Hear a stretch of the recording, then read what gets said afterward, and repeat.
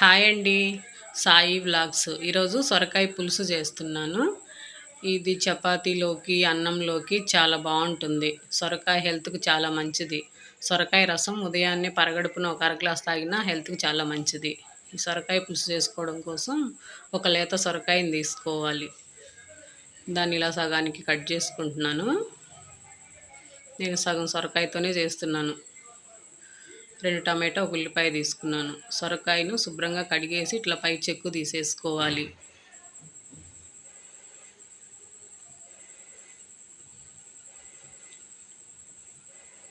ఇలా మొత్తం చెక్కు తీసేసుకోవాలి. చెక్కు తీసేసుకున్న తర్వాత ఇంకోసారి శుభ్రంగా కడిగేసి సొరకాయను ఇట్లా సన్న సన్న ముక్కలుగా కట్ చేసుకోవాలి.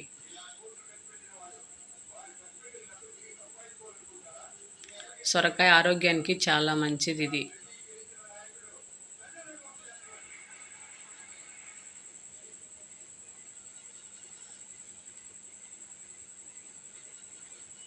సొరకాయను ఇట్లా అన్ని చిన్న చిన్న ముక్కలుగా కట్ చేసి పెట్టుకోవాలి.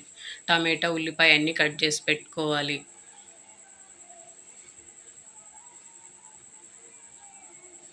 ఇప్పుడు కడాయి పెట్టేసుకొని ఆయిల్ వేసుకోవాలి. కాస్త పోపు వేసుకోవాలి. ఆవాలు, జీలకర్ర, కరివేపాకు వేసుకొని ఆవాలు చిటపట్లాడిన తర్వాత ఉల్లిపాయలు వేసుకొని ఫ్రై చేసుకోవాలి. ఉల్లిపాయలు ఫ్రై అయిపోయిన తర్వాత సొరకాయ ముక్కలు వేసేసుకోవాలి. సొరకాయ ముక్కలన్నీ వేసిన తర్వాత టమాటో వేసేసుకోవాలి. కట్ చేసి పెట్టిన టమాటో,